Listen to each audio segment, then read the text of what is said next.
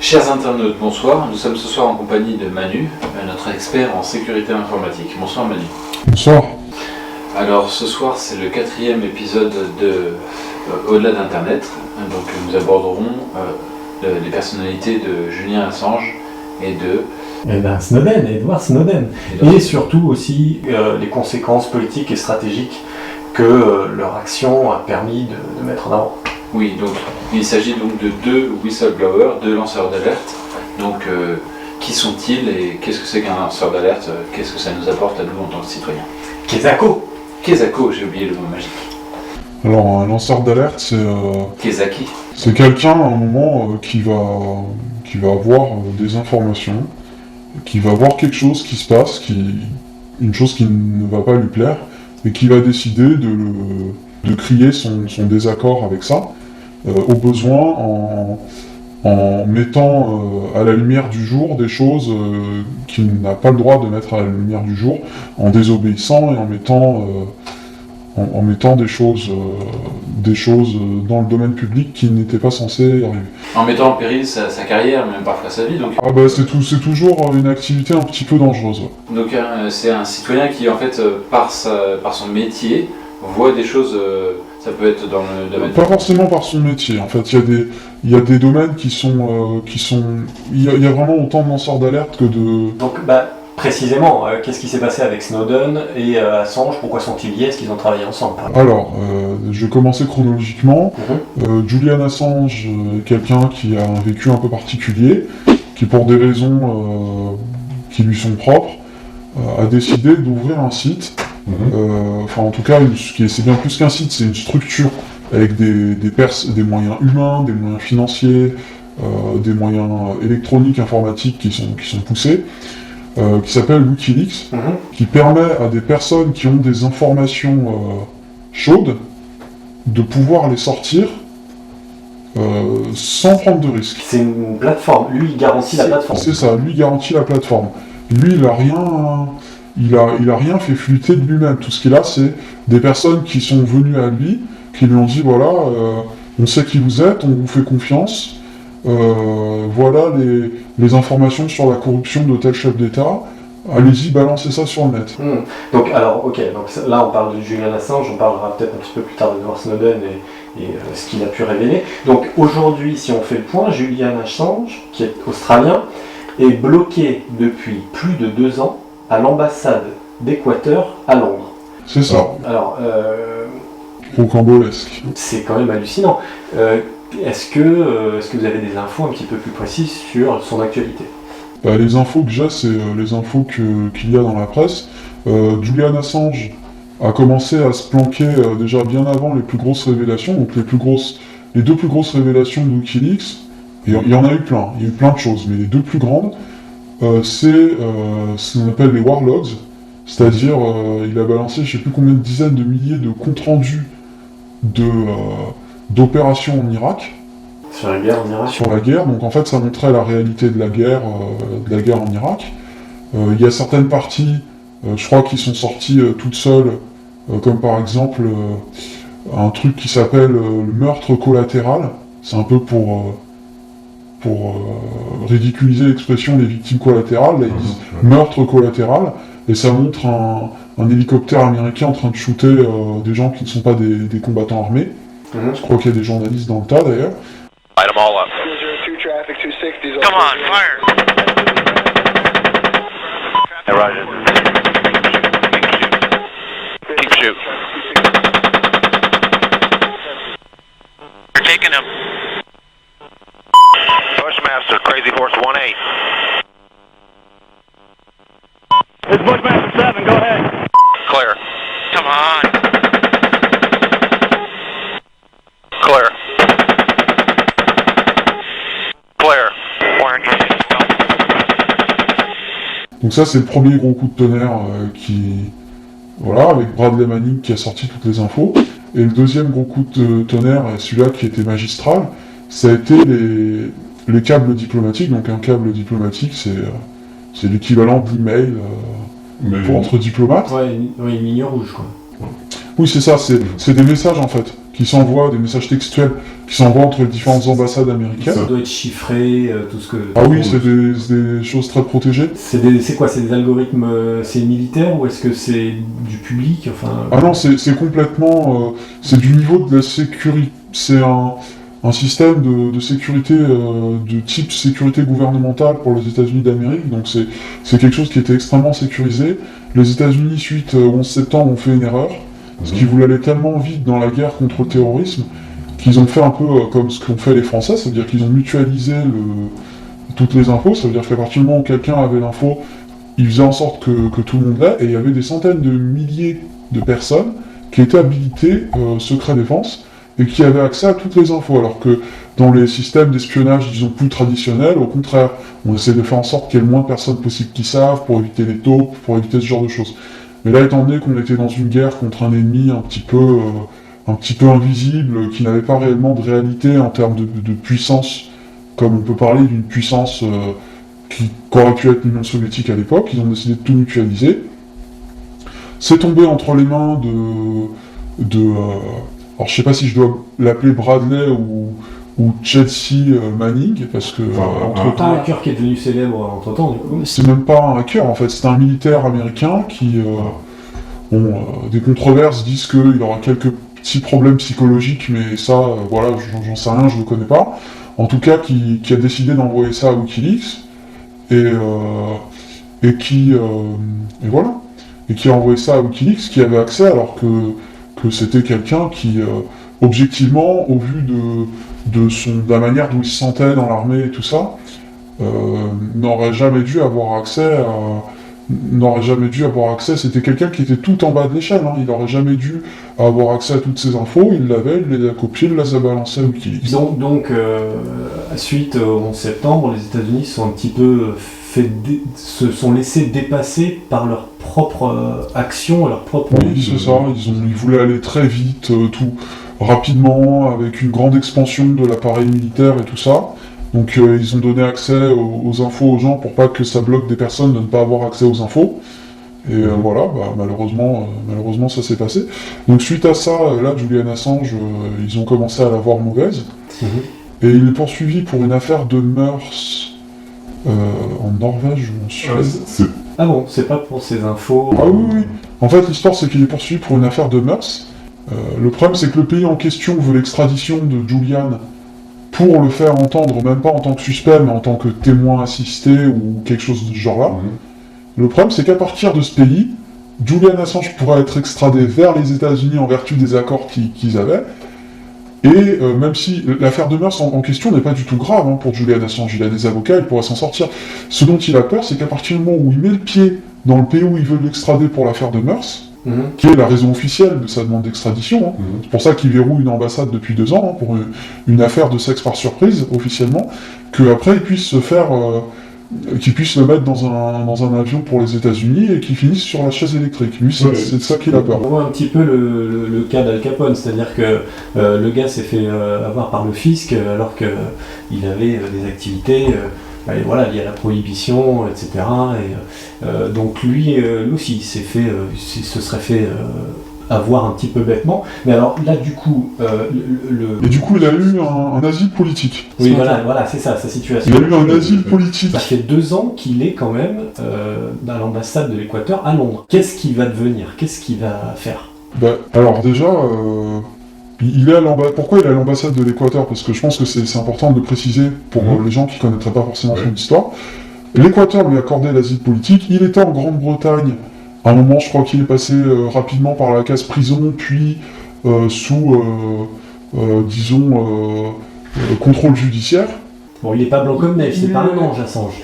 Il a des points de ça, même niveau personnel, c'est une personnalité particulière. Mais bon, il était sous surveillance judiciaire pour cette affaire de mœurs, toujours. Et l'Équateur lui a donné l'asile politique, mais la Grande-Bretagne ne le laissait pas quitter le pays. Et un jour, il a pris tout le monde par surprise. Il s'est rendu discrètement à l'ambassade à l'ambassade d'Équateur, et il a dit, voilà, maintenant je suis sur le territoire de l'Équateur, vous pouvez plus venir me chercher. Et donc là, le gouvernement britannique a décidé de jouer au plus con. Il y a en permanence des dizaines de policiers postés devant là-bas, et donc qu'est-ce qu'il va devenir, on ne sait pas. Récemment, il a dit qu'il allait sortir. Il y a eu des affirmations, puis des démentis. Déjà, certains ont dit qu'il allait sortir, que ça allait être imminent, puis en fait que ça serait peut-être pas si imminent que ça. Que ça serait pour des problèmes, je crois, cardiaques ou des problèmes de santé graves nécessitant une hospitalisation.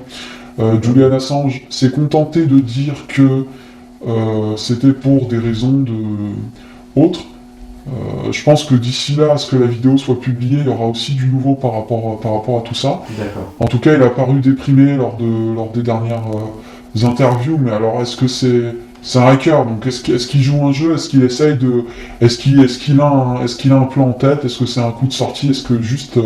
peut-être que psychologiquement ça va plus parce qu'il est resté enfermé, il n'avait pas pu sortir depuis 2 ans dans une pièce, quoi. Enfin, c'est compliqué pour lui. Est-ce que, si on a fait le point sur Julian Assange, est-ce qu'on peut parler de sa collaboration éventuelle avec Snowden et parler un petit peu plus du cas Snowden? Qu'est-ce qu'il a livré comme information et est-ce qu'il va en livrer d'autres? Est-ce que son cas est plus grave, plus dangereux? Est-ce qu'il est recherché aussi, voilà, etc. Alors Snowden, c'est un autre cas.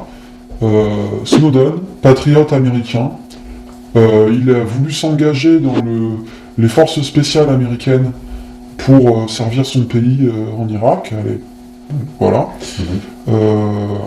Il s'est pété les genoux, je crois, lors d'un entraînement. Ensuite, il a été vigile à la CIA.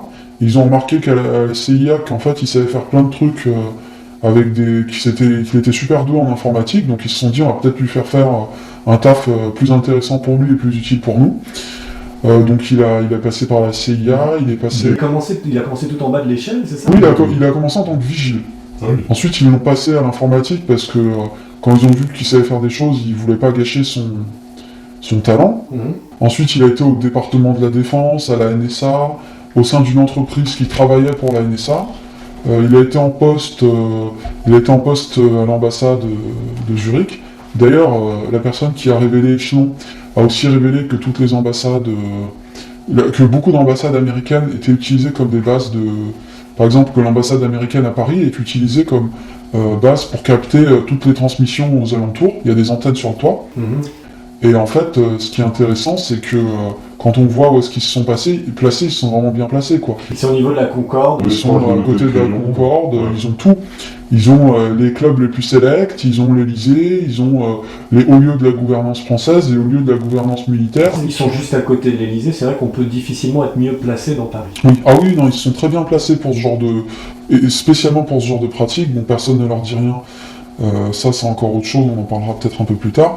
Donc Snowden en poste, enfin, il a eu des postes à responsabilité, et c'était vraiment, lui, pour le coup, c'était un agent secret, c'était pas n'importe qui. Il a des capacités à la fois tactiques, non informatiques, vu que c'est quelqu'un qui a eu une formation d'espion, qui avait un entraînement des forces spéciales, hein, donc c'est pas n'importe quoi, et qui est un très bon informaticien. Et à un moment, il a vu tout ce qui se passait au niveau de la surveillance de masse. D'ailleurs, par ailleurs, c'est quelqu'un qui a une grande culture politique, qui lit, etc. Et qui s'est dit non, là, c'est plus possible. Dans l'intérêt de mon pays, il faut que je sorte ça. Et lui, c'est vraiment par patriotisme. Et aussi, évidemment, pour le reste du monde. Hein, c'est un chouette type, mais lui, c'est vraiment l'exemple d'un patriote américain qui, par patriotisme, a désobéi à son gouvernement, parce qu'il estimait que le gouvernement violait la Constitution. Et il a sorti tout un tas de documents, il a contacté 2 journalistes, il les a rencontrés à Hong Kong, il leur a filé les docs, et puis il a dit aux journalistes, voilà, je vous laisse le soin d'expurger ça et de faire ça de telle manière à ce qu'il n'y ait pas des gens qui meurent bêtement parce qu'on a donné le nom d'un agent américain quelque part, enfin de faire ça proprement, pour révéler la surveillance de masse. Donc qu'est-ce qui lui est arrivé? Il a pris un avion, normalement je crois qu'il voulait se rendre dans un pays style... je crois l'Équateur ou par là. Il avait plusieurs pistes, Équateur, Costa Rica, Venezuela, enfin tous ces pays d'Amérique latine qui sont franchement remontés. On entre vraiment là dans l'espionnage moderne. On comprend bien que des informations, si elles sont publiées alors qu'elles ne devraient pas l'être, certains États prennent des risques importants. Ah oui, là il y a des risques importants, sauf que les États-Unis ont... Et lui il voulait aller se réfugier là-bas, et les États-Unis ont sorti l'artillerie lourde, ils ont révoqué son passeport, mais ils ont révoqué son passeport. Il y a une des plus proches collaboratrices de Julian Assange, qui s'appelle Sarah Harrison, qui d'ailleurs faisait également l'objet d'une surveillance déjà accrue à ce moment-là, qui s'est rendue, personne ne sait comment, dans l'hôtel de Snowden, qui a réussi à le trouver et tout ça, qui lui a dit viens maintenant ils vont révoquer ton passeport, maintenant on s'en va, qu'ils ont réussi à monter dans un avion pour un pays d'Amérique latine, on ne sait pas lequel, via Moscou, sauf qu'ils se sont fait révoquer le passeport pendant le vol, et du coup il s'est retrouvé coincé à Moscou. Et d'ailleurs Vladimir Poutine a déclaré que lui c'était pas du tout dans ses plans de le garder ici, et c'est un peu payé la tronche des services secrets américains parce qu'il a dit voilà, vous êtes bête d'avoir fait ça parce que autant vous auriez pu le kidnapper dans un pays d'Amérique latine, ça aurait pu être possible pour vous, autant en Russie vous viendrez pas chez moi kidnapper qui que ce soit à qui j'ai donné ma protection. Et donc du coup il était pendant 1 an sous un asile politique temporaire, enfin un régime extrêmement restreignant, enfin il n'avait que le droit d'être en Russie. Et là, la Russie vient de lui donner, parce que là, l'année a expiré, ils viennent de lui donner un permis de séjour de 3 ans. Donc c'est un permis de séjour à part entière. Et il a la possibilité maintenant de sortir du territoire russe. Pendant une durée inférieure à 3 mois. Mais il a déjà... en gros, il ne peut pas aller vraiment vivre ailleurs, mais s'il veut faire quoi que ce soit... On comprend mieux du coup l'agacement des services de renseignement américains vis-à-vis de Poutine, parce que on a eu donc le coup des sanctions économiques pour la Russie. On a eu ce cas le convoi humanitaire envoyé par les Russes, alors qui a fait tout un pataquès médiatique, alors que le Canada a pu sans problème envoyer ces 3 convois militaires. Ça fait beaucoup moins de bruit. Donc là, effectivement, je pense que ça doit un petit peu cumuler et agacer. Mais c'est un ensemble. Snowden est venu avant tout ça. Maintenant, au moment de renouveler son visa, c'était là où c'était tendu, où Poutine venait de se prendre des sanctions, donc il a dit ok, très bien. Et en plus, maintenant, vu que Snowden a l'autorisation de sortie, ça va être rigolo, parce qu'il a quand même la protection des Russes. Donc est-ce que... Mais de toute façon, Poutine a mis une condition à tout ça. Et d'ailleurs, c'était de longues négociations avant qu'il laisse son visa. La condition, c'était que Snowden arrête ses publications, qu'il ne fasse plus du tort aux États-Unis pour ne pas que ça puisse être interprété comme un acte de guerre de le soutenir, ce qui ne dérangeait pas du tout Snowden, vu que c'était pas dans ses plans, vu qu'il avait déjà tout livré aux journalistes. Donc si ça se trouve, la condition de Poutine, en fait, c'était même une sorte de... Il s'était entendu, donc c'était pour faire bonne figure, alors que de toute façon, c'était pas dans les plans de Snowden, je sais pas ce qu'ils se sont dit. Mais... Alors justement, Snowden, est-ce qu'il a tout livré, et est-ce que tout a été publié, ou est-ce qu'il en reste encore? Apparemment, il en reste pas mal à être publié, et donc les journalistes travaillent dessus. Et donc les journalistes en question, c'est Glenn Greenwald. Mais c'est-à-dire, oui, voilà, donc qu'est-ce qu'on peut envisager dans les prochains mois? Est-ce que ça va être le statu quo, ou est-ce qu'on va avoir de nouvelles publications qui pourraient déranger, ou justement, c'est là où Poutine a dit stop, on arrête là? En fait, là, Poutine, il a plus son mot à dire.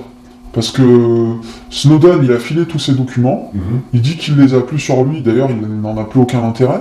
Les journalistes qui travaillent dessus sont complètement hors de contrôle de Poutine ou de qui que ce soit. Il y a plusieurs copies des documents à plusieurs endroits de la planète, donc...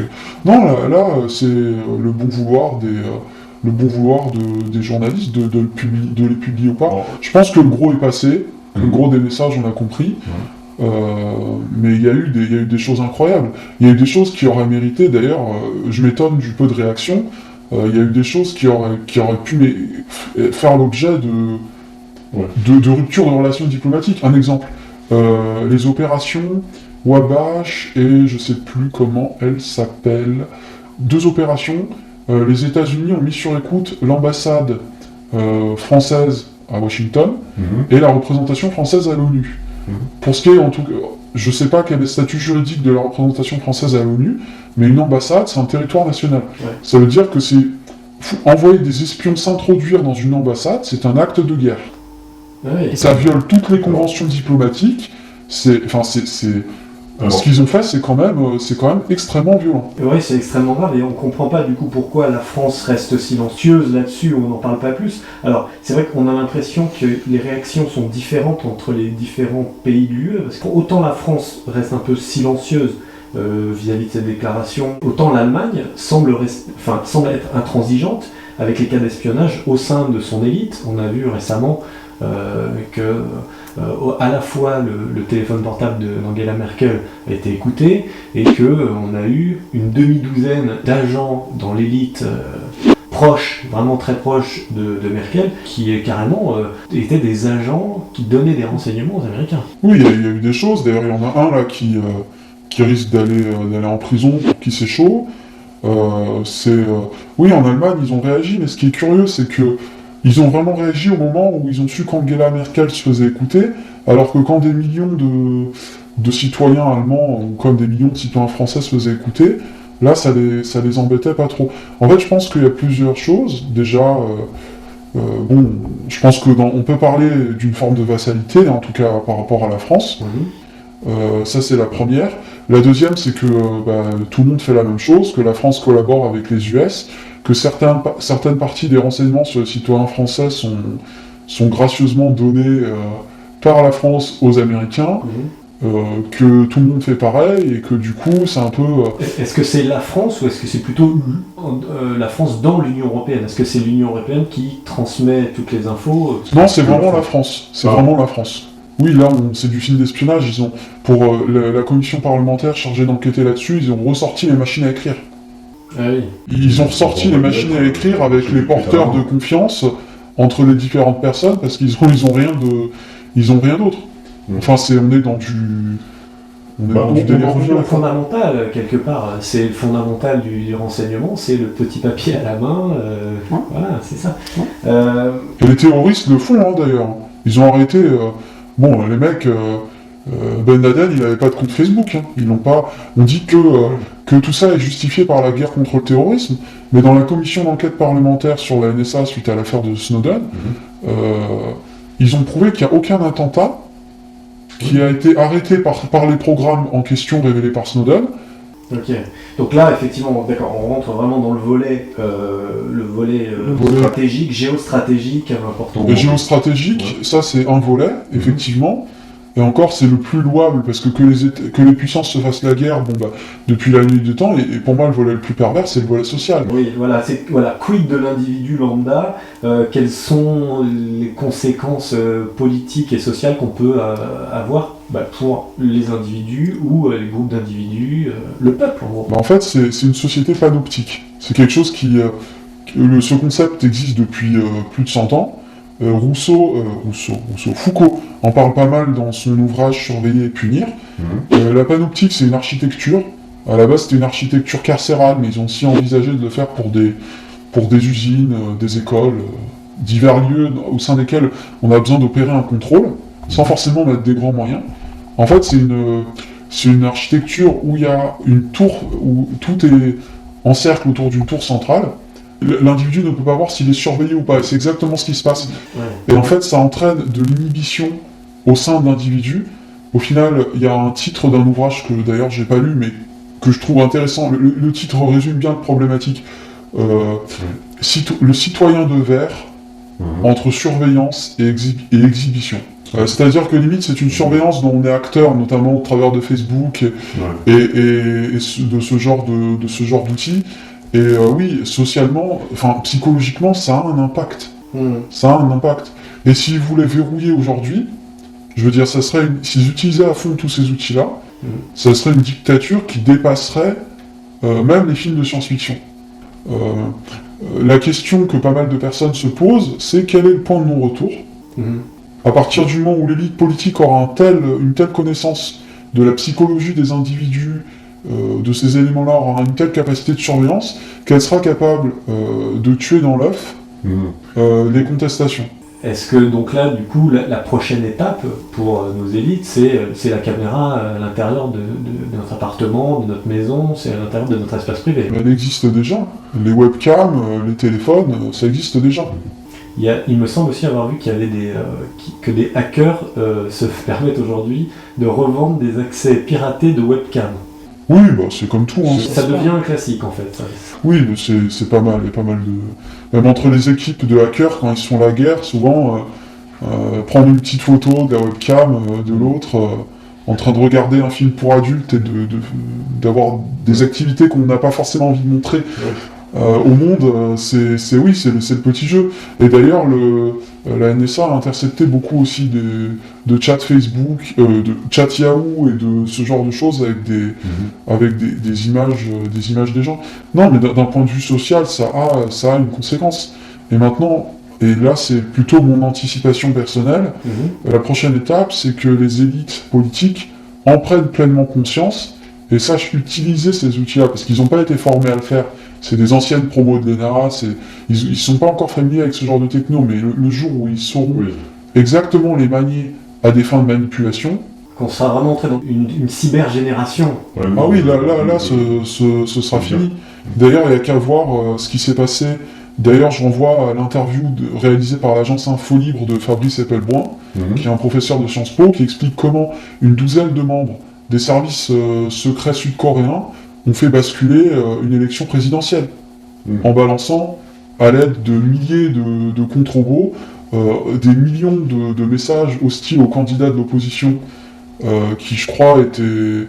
Bon, il aurait pu l'emporter, et il ne l'a pas emporté, ça s'est inversé, parce qu'ils ont fait une opération de manipulation électronique à grande échelle, et là, on a des membres des services secrets qui connaissaient les ficelles de tout ça, et qui l'ont fait, et ça c'est déjà fait. Et on l'a vu en Corée du Sud. Ok. Un petit mot de la fin pour terminer ce 4e et dernier épisode. Bah, un petit mot de la fin, c'est que vous qui regarderez cette vidéo, vous avez des moyens de vous protéger de tout ça. C'est pas évident, ça demande de se renseigner, ça demande d'être curieux, mais n'attendez pas que quelqu'un le fasse pour vous, et vous avez moyen de sortir de cette toile d'araignée qui se refermera, pour moi, qui se refermera tôt ou tard. Déjà, elle est de plus en plus dense au fil des années, mais c'est honnêtement, bougez-vous les fesses et faites quelque chose. Soyez curieux, informez-vous, soyez curieux, protégez-vous. Exactement. Ok. Merci beaucoup Manu pour ce 4e épisode de Au-delà d'Internet. Bon, on espère se retrouver pour potentiellement de futurs sujets. On verra tout ça. Merci beaucoup. Merci à vous.